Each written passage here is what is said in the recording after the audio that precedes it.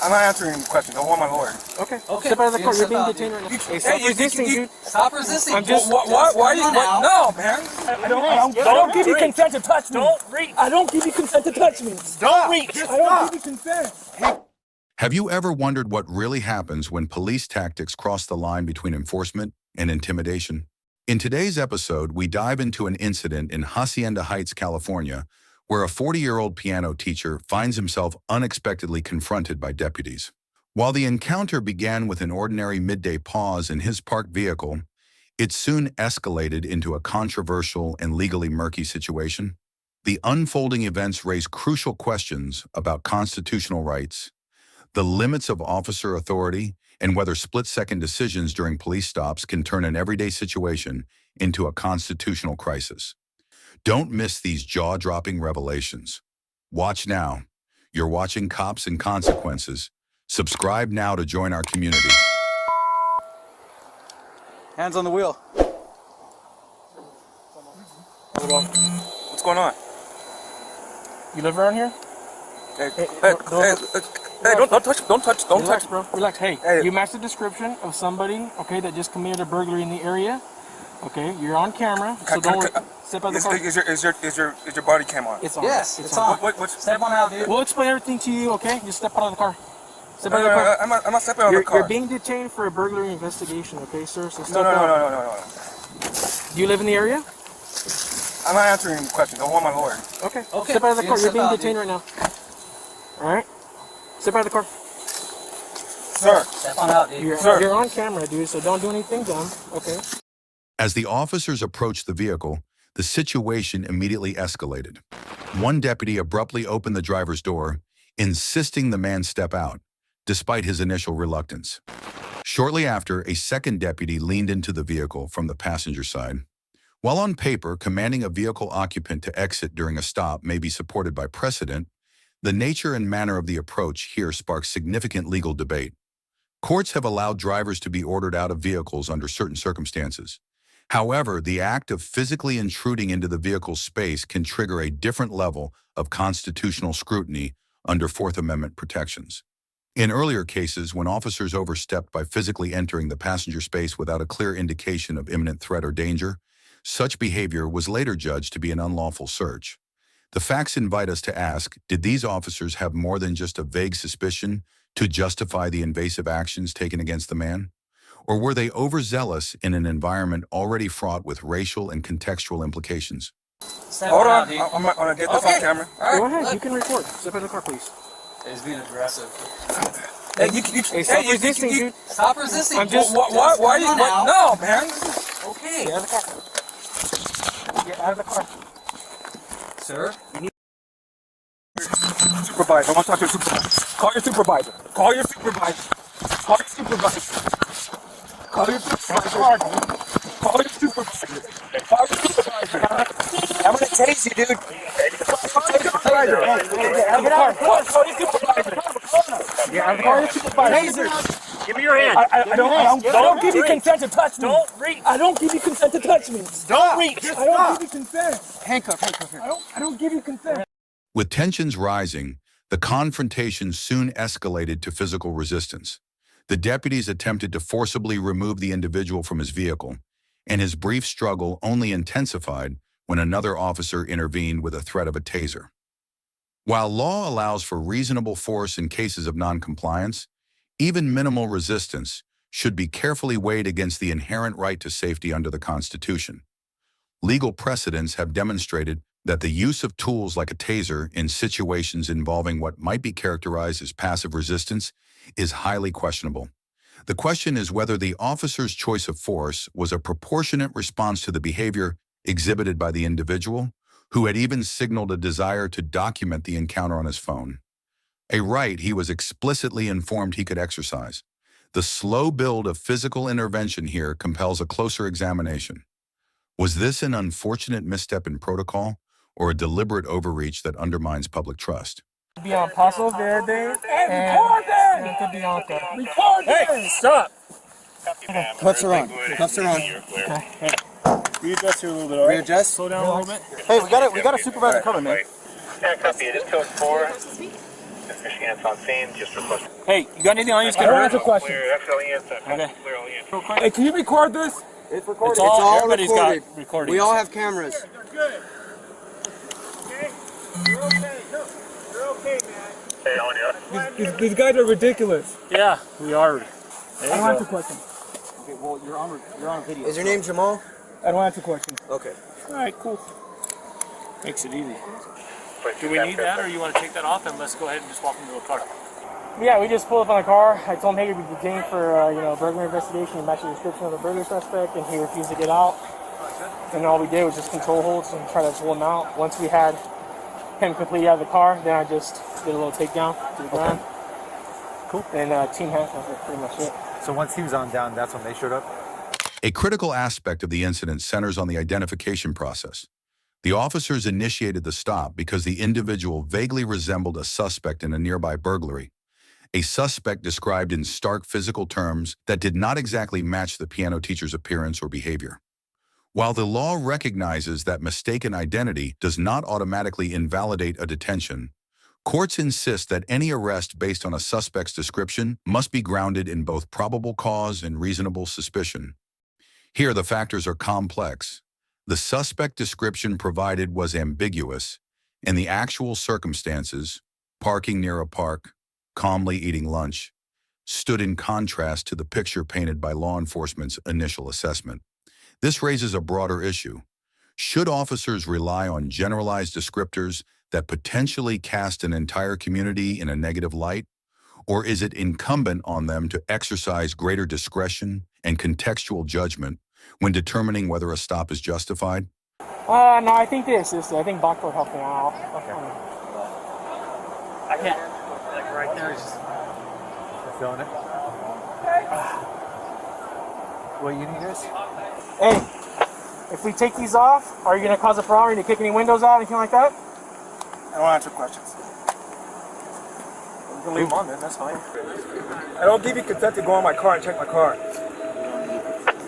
You're violating my Fourth Amendment constitutional right. We're gonna sink him in the car. Has he been cleared? Yeah. So I think we can move forward and try at least get him in the back seat. Yeah, that's fine. Why are you guys kidnapping me? I'll explain everything if you just tell me your name so we can talk. Tell me right now. Find a car and put it in there. Okay. We'll talk when he gets in the car. It's not your suspect, right? Are you saying? Well, if he's not the 459 suspect, then I don't believe so. Did you finish the CJIS training? we're going to take him release for 148. He's not going to jail. CJIS training. Yeah, no, I know. I'm going to research the vehicle and see if the mask that the suspect was seen on picture that was taken by the informant is inside the car. After it became clear that the individual was not the burglary suspect, the situation did not de-escalate in a predictable manner. Instead, the officers continued to assert their authority by informing him he was still being taken into custody, even charging him with resisting an officer, a charge that would later be dropped as the legal and factual nuances of the incident came to light. Subsequent investigations and a civil lawsuit settled out of court pointed to a potential overstep in both the application of force and adherence to constitutional rights. Although legal defenses such as qualified immunity were likely considered, the incident leaves us with pressing questions about the balance between effective law enforcement and the preservation of civil liberties. While the use of force in such encounters has been justified in some judicial settings, situations like these compel a closer look at police conduct, the interpretation of constitutional protections, and ultimately how both citizens and law enforcement can navigate tense moments without compromising rights. In today's deep dive, we've unpacked. What do you mean, man? A lot of crazy stuff going on. And so having your name makes me feel more secure. As I said, we came here June 28th. You know, we're actually new here. Okay. And for the police officers in this area to come up and say, are you growing marijuana? That is preposterous to me. Is just a question, man. Yeah, well, I get that. And so then my only question to you is your names, just so it's okay in my own heart and mind. And when I say the season we're living in, you know the season we're living in. Y'all concerned about something over here at this house? This house? No, that house. Yes. What's the problem? Who lives there? Mr. Ferguson. He's probably there now. He's 79. Okay. All right. What's your name, sir? Jason Tart. Jason Tart. Tart. And what do you mean by the season we're living in, ma'am? Sir. What do you need? You got any questions for me? No, I'll collect some information from you in a minute. Your name and date of birth and such. What do you need my information for? You own these two homes, correct? What Okay, do these two homes got to do with that? These two homes is near that marijuana grow, so I'd just like to have your name. You know how many people go through here? I understand. That's not going to do you one bit of good. Okay. Well, sir, I'm going to need your name and date of birth, and I have that. I feel comfortable giving you my name and date of birth. Okay. Well, this is a criminal investigation. You own these two homes, so by law, you do have to give me your name and date of birth, sir. If he gives you a reason, yes, you do. Reason for what? Because of the marijuana grow. It's not on my property. Okay. Well, again, I have reason to believe that these two homes here that you own is related to that marijuana grow, so you have to give me your name and date of birth by law. The deputies informed Mr. Tart that he was legally required to provide his name and date of birth. In West Virginia, there isn't a specific statute that allows officers to arrest individuals solely for failing to identify themselves. Instead, officers typically rely on the state's obstruction laws to make such arrests when individuals refuse to provide identification under certain circumstances. In the 2003 case of State versus Serinsky, the West Virginia Supreme Court of Appeals ruled that simply refusing to identify oneself does not automatically constitute obstruction of a law enforcement officer performing their duties.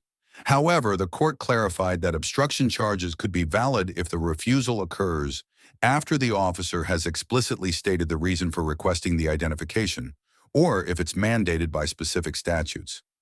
Although the deputies provided a reason for asking Mr. Tart's name, citing the proximity of his property to the alleged marijuana plants, the Fourth Circuit Court of Appeals later determined in the 2021 case of Wingate v. Fulford that enforcing stop and identify laws without a valid investigatory stop based on reasonable suspicion is unconstitutional. Given this precedent, it is probable that a court would rule that the deputies lack the constitutional grounds to arrest Mr. Tart for not identifying himself in this scenario. Additionally, since Mr. Tart did provide his name initially and there was no requirement to disclose his date of birth, his actions likely wouldn't meet the threshold for obstruction. Go get a pen and piece of paper. Reason to believe what? Why? Because these houses are here. Do you understand that there's a lot of traffic going through here? Since we've lived here, people come up here and they park there and we don't know where the hell they go, and then they come back out. I don't have a problem giving you my information. I'm Okay, well, that's all I need. It doesn't have to be an argument. I mean, just give me your name and date of birth, dude. It's easy. It's not easy. My property has nothing to do with what you found. Okay. Well, we're just making sure of that. Well, you scared me. I mean, Scared you? Who says that? Who, by asking you a question? Who comes up and asks? That's crazy. And it scared you? I'm trying to understand what it scared you by me asking you a question. Growing marijuana? And that's a question. To say somebody scared you because they asked you a question is ridiculous. That's preposterous. Go ahead and give me your name, sir. Wait. First name. It's ridiculous to you, sir. Yes, ma'am. But it's not ridiculous. Your first name. I'm not giving you my information. Sir, if you refuse to give me your information, I'm going to arrest you. That's fine. My property has nothing to do with any marijuana whatsoever. You're going to arrest me if I don't give you my name and date of birth. It's obstructing an officer. How? Because you're hindering me from doing my job. You're hindering me from... How am I hindering you from doing your job if it's not on my property? Last chance to give me your name and date of birth, sir. How am I hindering you? Sir, last chance to give me your name and date of birth. How am I hindering you? Place your hands behind your back. Place your hands behind your back. Are you going to give me your name and date of birth? Take me to jail. You're right. I'm hindering you from doing your job. Please. I'll see if I can find you by name first.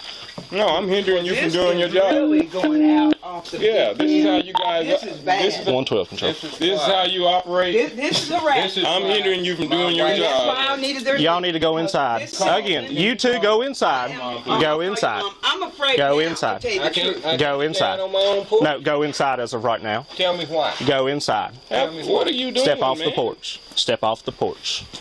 I'll step off. Go inside. What are you doing? This is unnecessary for Sir, you to be go doing inside. It. He's standing on his own porch. Go inside. Don't come in my house. Go inside. Step back. Go inside. Look, that's completely uncalled for. During the encounter, Mr. Harrison began filming the interaction between the deputies and Mr. Tart. In response, Deputy Martin pushed the Hairstons into their home effectively stopping Mr. Harrison from continuing to record the situation. While many federal circuits recognize that the First Amendment protects the right to film police officers performing their duties, the Fourth Circuit, which covers West Virginia, has yet to make a definitive ruling on this matter. In a 2009 case, the Fourth Circuit stated that the right to record police activities on public property was not clearly established within the circuit.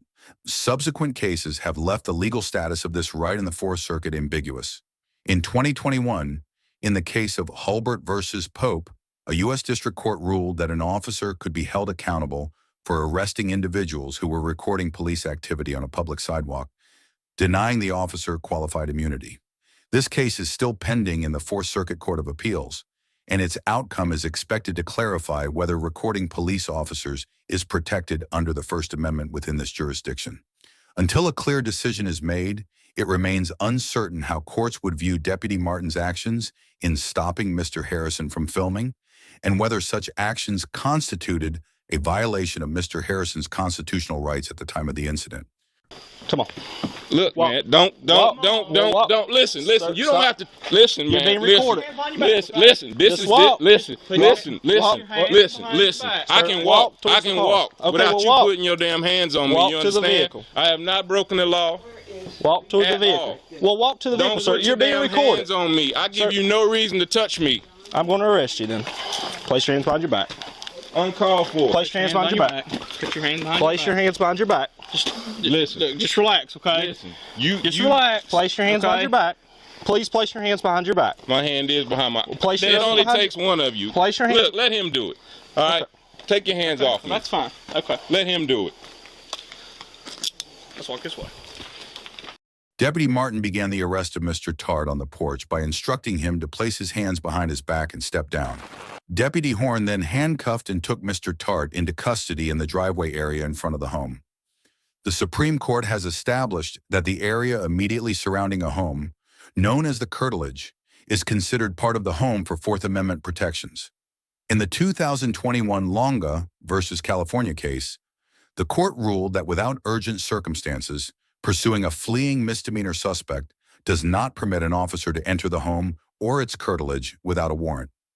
Additionally, in 2018's Collins versus Virginia, the court determined that if a law enforcement officer physically enters the curtilage to gather evidence, it constitutes a search under the Fourth Amendment and is generally unreasonable without a warrant.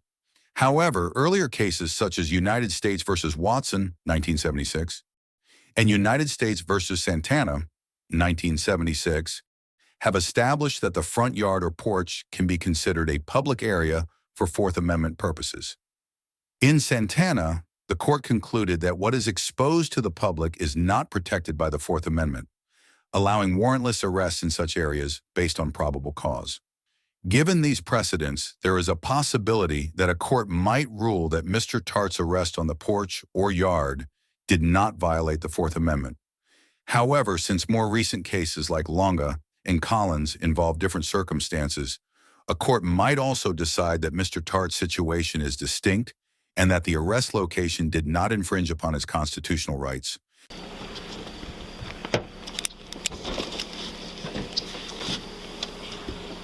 He owns two properties right here on this Fabulous Drive road.